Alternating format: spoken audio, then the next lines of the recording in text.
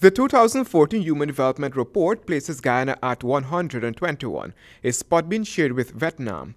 On the Human Development Index, in fact, Guyana is closer to the bottom of that list than the top.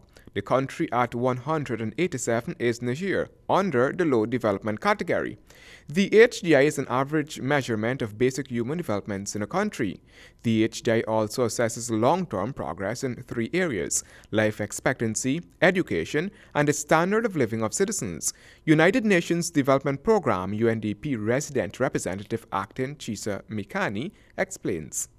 Between 1980 and 2013, Guyana's HDI value increased from 0.516 to 0.638. On the HDI, Barbados, Trinidad and Tobago, Belize, Jamaica, St. Lucia, Suriname, among others, are all ahead of Guyana. But as Finance Minister Dr. Ashni Singh would believe, it's primarily the past administration that has contributed to such. So you have, during that period, if you did a graph, you would see all of those Caribbean comparators improving during the 1980 to 1990 period, but you would see Guyana declining during the 1980 to 1990 period. And then what happened post-1990? Post-1990, Guyana, the first 10 years post-1990, 90 to 2000, Guyana improved. In identifying and expounding on key areas of the report, UNDP Program Specialist Patrick Chesney relates that more than 1.5 billion people live in countries affected by conflict. Then there is poverty and vulnerability.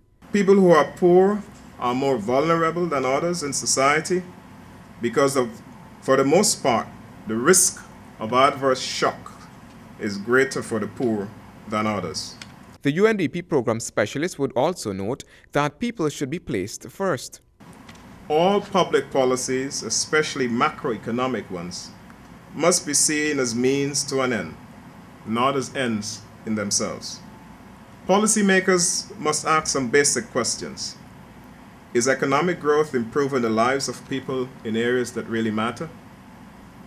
From health, education, and income, to basic human security and personal freedoms. A copy of the 2014 Human Development Report titled Sustaining Human Progress, Reducing Vulnerability and Building Resilience was presented to the Finance Minister at the International Conference Center today.